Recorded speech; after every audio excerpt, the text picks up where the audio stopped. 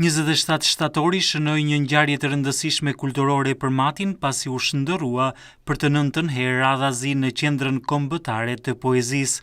Klubi letrar Pjetër Budi Mat me kryetar poetin dhe publicistin Hamdi Hysuka mbajti festivalin e 9 të gjithkombëtar Muza Poetike Budiane. Ky edicioni 9 është dëshmi e gjallë se tradita e bukur e poezisë në Mat po forcohet, se muzës i jepet zë dhe se poezia mbetet busull shpirtërore e kombit tonë. Mati është treve historisë dhe kulturës, djep i artit kombëtare. Që nga Pjetër Budi deri në ditët tona, fjala poetike e kësaj toke nuk është shterur.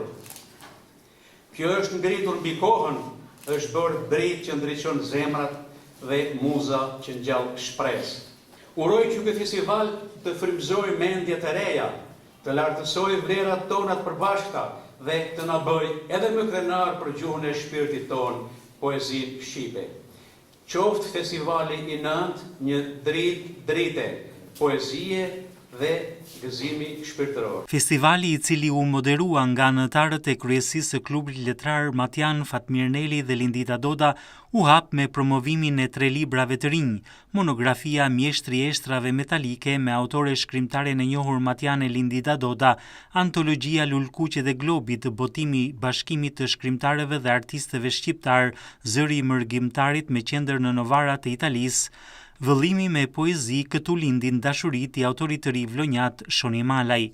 Ky festival poetik mbarkombëtar u mbajt të falë mbështetjes së deputetit të Qarkut Dibër Agron Malaj, kryetares së Bashkisë Klos Valbona Kola, të dashamirësit të artit dhe letërsisë Andi Basha, si dhe falë kontributit modest të antarësisë së klubit letrar Matian. Për këtë, kryesia e klubit letrar Matian nderoi me çmimin antar nderi deputetin Agron Malaj, kryetarin e lidhjes së shkrimtarëve të Kosovës Shoqëri Galica dhe mjeshtrin e madh Faik Xhani. Shumë faleminderit, shumë mirënjohje për vlerësimin. Në fakt, unë jam shumë mirënjohës ju të gjithë këtu, ku do të falenderoj pa mas për këtë aktivitet, është edicioni 9, që bëhet pikërisht në më të madhin e historisë, në madhin e Budit, por do të falenderoj përzemërsisht gjithë organizatorët e këtij aktiviteti, ku në sajtë organizimit tyre ne jemi gjithë bashkë dhe është gjithë treva shqiptare, gjithë kombi shqiptare nga gjithë anë të trevës, ti kombi që ne bashkojmë sot. Dhe është detyra jonë, jo si nga ana politike, por nga ana njerëzore, që ne t'i mbështesim këto aktivitete, do t'i mbështesim sepse këto kanë një domethënie shumë madhe dhe është diçka që unë për veten time personalisht, por edhe nga ana tjetër pjesë politike e bëj kryesisht me shumë pasion dhe shumë devotshmëri. Shumë faleminderit gjithëve. Është kënaqësi në fakt të jem këtu në mesin tuaj sot, ndaj duhet ta falenderoj shumë organizatorët e këtij aktiviteti në fakt që më bën pjesë me ftesën tuaj. Në fakt është gjë e bukur.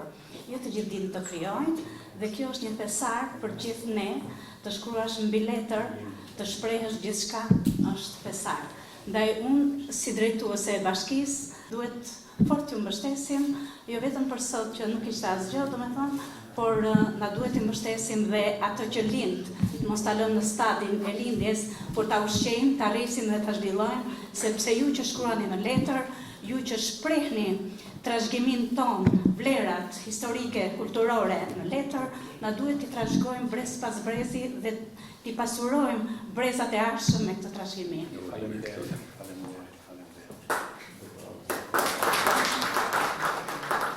Merrnin pjesë në këtë konkurim poetik me poezitë e tyre të larmishme rreth 50 poetë, jo vetëm nga Shqipëria, por dhe nga Kosova, trojet shqiptare jashtë kufive e nga diaspora, si dhe të ftuar artistë përfaqësues të arsimit dhe kulturës të medias e dashamirës të poezisë.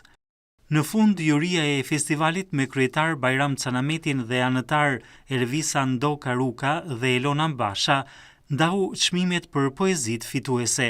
Çmimin letrar Pjetër Budi 2025 e fitoi mësuesi, poeti dhe gazetari i Mat Televizion Fatmir Neli, ndërsa çmimin Hamit Aliaj poetesha Arpnesha Kelmendi. Çmimi i karrierës ju dha poetit Fatmir Gjestila, ndërsa me çmim të parë u vlerësua poezia prakvjeshte e poetes Emi Krosi.